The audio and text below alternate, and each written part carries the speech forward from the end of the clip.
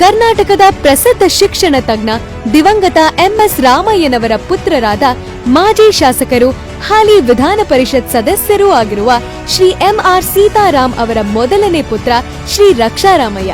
ಕೇವಲ 37 ವರ್ಷ ವಯಸ್ಸಿನ ಈ ಯುವ ನಾಯಕ 1999ರಿಂದಲೂ ಸಕ್ರಿಯವಾಗಿ ಕಾಂಗ್ರೆಸ್ ಪಕ್ಷದಲ್ಲಿ ತಮ್ಮನ್ನ ತೊಡಗಿಸಿಕೊಂಡವರು.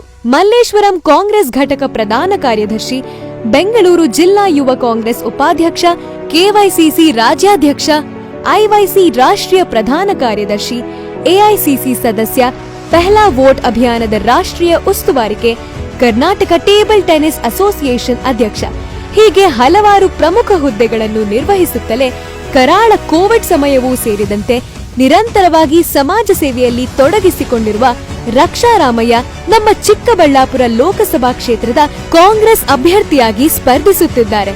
ರಕ್ಷಾ ಅವರನ್ನೇ ಗೆಲ್ಲಿಸುವ ಮುಖಾಂತರ ಅವರಿಗೆ ಇನ್ನಷ್ಟು ಸೇವೆ ಮಾಡಲು ಅವಕಾಶ ಮಾಡಿಕೊಡೋಣ.